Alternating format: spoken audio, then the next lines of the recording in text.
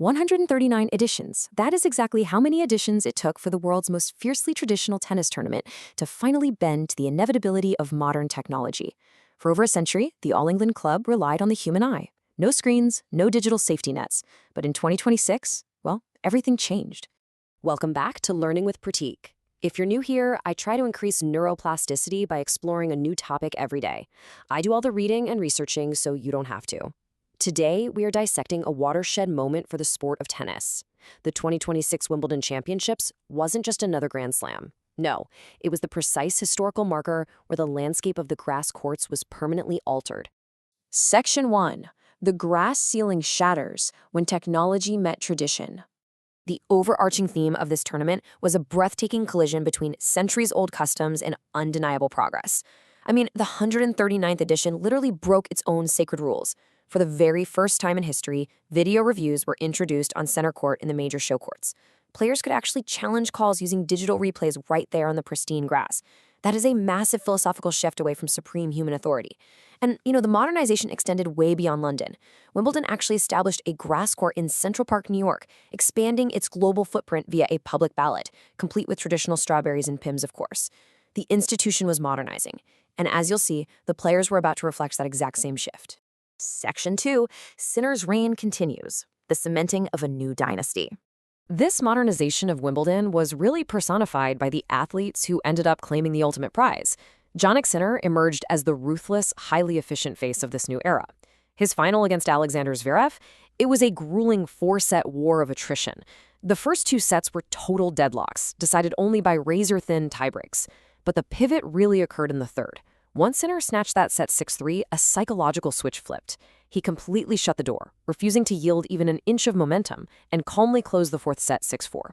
It was, quite frankly, a masterclass in modern baseline dominance. By defending his 2025 title, the Italian was elevated to his 5th overall Grand Slam.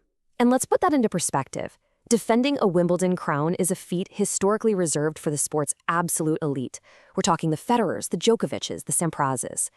By going back-to-back, Sinner firmly cemented a new dynasty, proving beyond a shadow of a doubt that his generation had fully arrived to monopolize the sport's greatest stages. Section 3. Zverev's generational milestone. Chasing historical ghosts.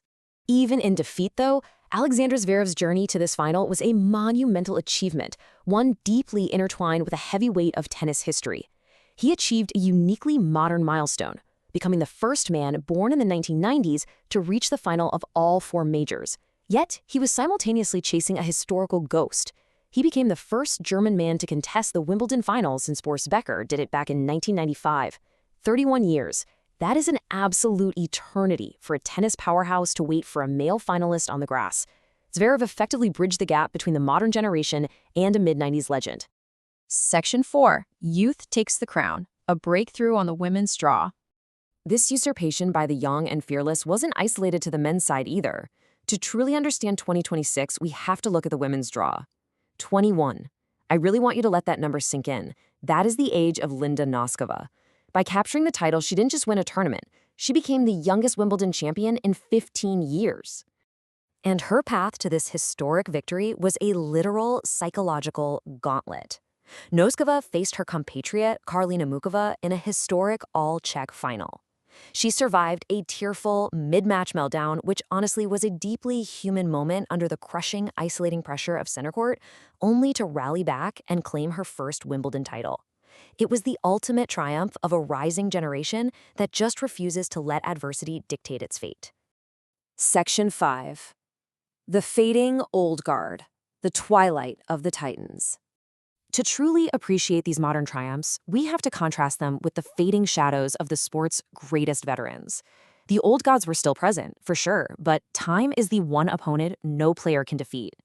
Just look at the timeline of Novak Djokovic's 2026 campaign. First, he extended a mind-bending 21-year streak of never losing in the opening round.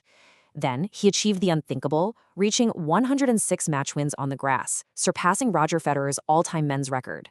In the quarterfinals, he survived the longest-ever Wimbledon quarterfinal match. But despite these superhuman milestones, we arrive at the inevitable exit. The physical toll finally mounted, and Djokovic fell short of the ultimate crown.